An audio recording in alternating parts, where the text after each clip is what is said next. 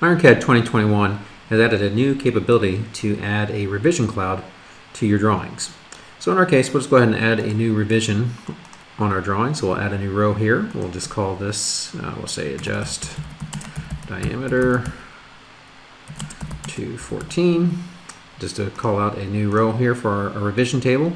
And now we'll just call out that revision by going to our annotations. We'll have a revision tag here, and we'll go ahead and make sure our drawing is active, and we're just going to call out a tag here for revision 1. Okay, so that's our revision tag capability. But if you wanted to highlight this better, you can actually add what we call a revision cloud. So we have two types of clouds. One is a freehand and one is a rectangle. So let's start with a freehand. And the way the freehand works is you click, and then when you drag, it will automatically fill in arcs as you move along until you get to your original starting point to close that. And then you can hit escape to exit out of that revision. And you can see it draws that arc inside of there as it follows the cursor. If you delete that, you can adjust the size of those arcs by going to your styles and go to your style settings here. If you scroll down to your sheet curves, this is where the actual revision clouds are being drawn, because these are actually sheet geometry. If you go to modify, you'll see a sheet curve default properties, and here you can adjust those sizes of those arcs. For example, if we adjust those to 10 millimeters, and we'll just adjust the height a little bit smaller there, hit apply and hit OK. Now if we redraw that freehand, you'll notice the arcs are coming in a lot quicker and a lot smaller to follow my cursor in that area. So we can basically draw that arc as a freehand.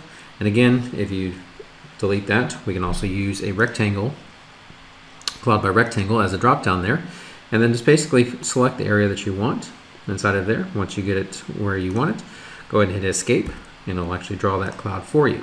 And of course, these things have layers and styles for these, so you can see the styles is actually using the sheet curve, and you see the layer that it's using by default. If you want to add a layer, for example, we can go and add a revision layer, and maybe we'll set that to red so we can see it a little bit better and tell it to draw it on the sheet. Now we can go in here and set these guys to the actual revision, and it'll actually draw that red. We may want to highlight this one as well, mark that revision so we can see that's the red area that's going to be changing.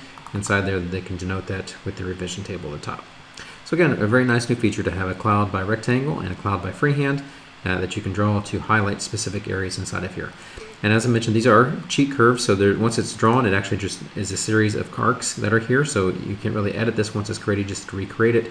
But you can use other things like grouping. So if you want to group that, it'll just tell you that it's going to join or unjoin certain things. But you can group those together, then adjust that to scale that down even further if you wanted to use that, versus just the settings inside of the revision cloud tool itself. So you can use current IronCAD capabilities to do that. So hopefully you'll find this new functionality useful in your drawings.